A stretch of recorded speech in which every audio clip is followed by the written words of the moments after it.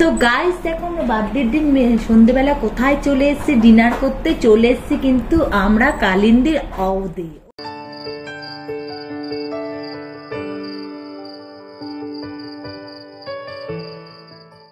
অ্যাম্বিয়েন্সটা দেখো অসম্ভব সুন্দর, মনে হচ্ছে যেন একটা মোগল দরবারে চলে এসেছি। ও আর এখানে ডেকোরেশনটা দেখে তো আমার তো মাথা ঘুরে গেছে, আর আমি আমার ছেলে তো সমানে ঘুরে যাচ্ছি। আর দেখো এখানকার কারুকার্য কাজ, ঝাড়টা দেখো লো লাইটে অসাধারণ লাগছিল। আর সুন্দর করে কি সুন্দর করে হাতে ধরে ধরে কাজ করেছে, দেখো কাঠের উপরে কাজগুলো কি নিখুঁত ভাবে করা আছে, ভীষণ সুন্দর। আমরা ঘুরে ঘুরে শুধু এই জায়গাগুলো দেখছিলাম আর ফটোশুট করছিলাম। তো চলে আসলাম, এবং তোমরা ভাবতে পারবে না মেনু কার্ডটা এত সুন্দর, মানে ভাবা যাচ্ছে না।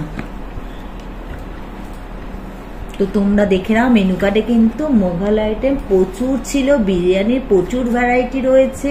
এখানে কিন্তু মহারাজা বিরিয়ানিটা অসাম খেতে, তেমনি দারুণ খেতে হচ্ছে এখানকার তন্দুরটা, যেন জিভে জল চলে আসলো। তন্দুর দেখে আমরা ভেতরটা যেমনি জুসি তেমনি স্মোকি একটা ফ্লেভার আছে, দেখেই তো আমরা মানে একদম মনে হচ্ছে যেন ঝাঁপিয়ে পড়ি।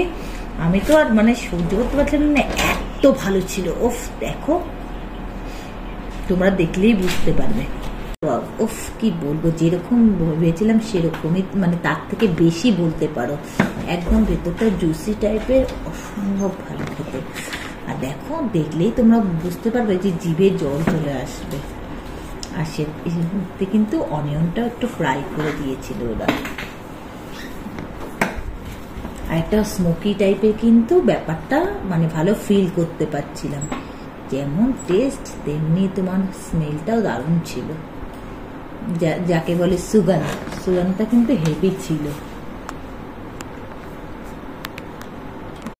তোমরা দেখতে থাকো আর আমি এনজয় করতে থাকি এই তন্দুরটা। কিন্তু একদম বলে না রীতিমতো ঝাঁপিয়ে পড়লো, ও ফিল করে করে একদম খেতে লাগলো। দেখো না ভালো করে আবার দেখিয়ে দিচ্ছে, লাজবাব একদম।